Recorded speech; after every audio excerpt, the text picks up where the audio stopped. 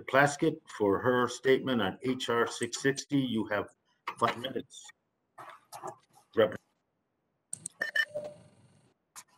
Good afternoon to my colleagues, and good afternoon, Chairman Grijalva and Ranking Member Bentz, acting for Congressman Westerman.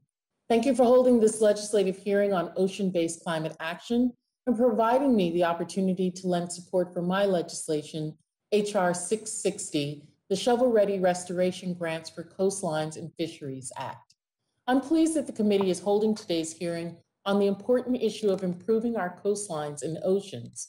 Healthy coastal ecosystems provide critical social and environmental benefits, in addition to playing important roles to the fishing industries and broader economies of coastal communities across the country. According to the National Oceanic and Atmospheric Administration, NOAA, our coastal economy supports 2.3 million jobs and contributes approximately $373 billion to our nation's gross domestic product. Sadly, we're losing these habitats at rapid rate, and we're seeing losses across habitat types, from coral reefs to wetlands to kelp. Coral reefs and mangroves are extremely important in places like my home in the Virgin Islands and other coastal communities. They protect our shorelines by reducing 90% of wave energy during storm surges. They feed our families by providing habitat for our fisheries, and the quiet beaches and bays they create support our economy by attracting millions of tourists each year.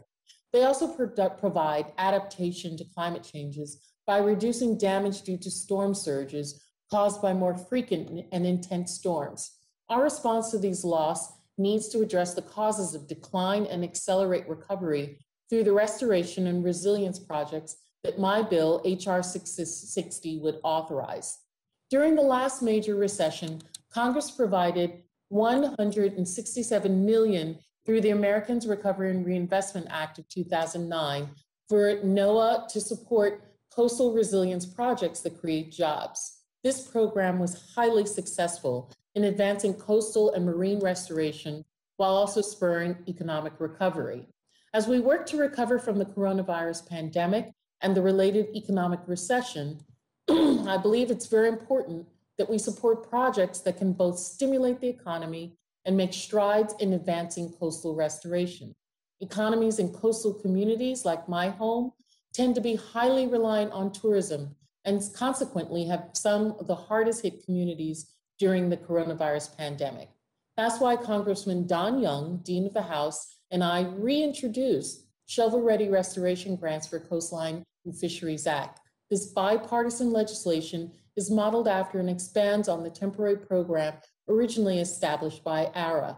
Our bill would meet the need for coastal restoration and economic recovery projects by creating a $3 billion NOAA grant program to fund shovel-ready projects that restore and improve coastal habitats, coastal resiliency, and economic coastal communities. Under the program, priority projects are those that would stimulate the economy and would begin within 90 days of the grant award. Additionally, these priority projects would also provide compensation to fisheries, to fishermen for either their labor or use of fishing vessels. It's important to note that the bill would not only support remote coastal communities neighboring the ocean, but it would also support those coastal communities that border the Great Lakes.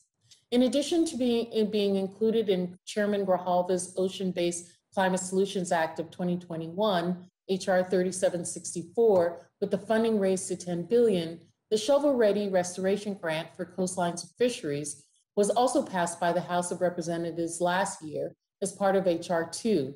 And I'd like to thank Dean Young for working with me on this initiative, and I invite other members of this committee to co-sponsor the bill. Investing in coastal restoration is good policy. It's not just the right thing to do for the environment, it's the right thing to do for coastal communities, vulnerable coastal populations, and the U.S. economy. I urge the committee to move this legislation through the House to final passage by the Senate to strengthen our coastal resiliency and help countless Virgin Islanders and other coastal community residents who are out of work through no fault of their own. Thank you again for your consideration. Thank you very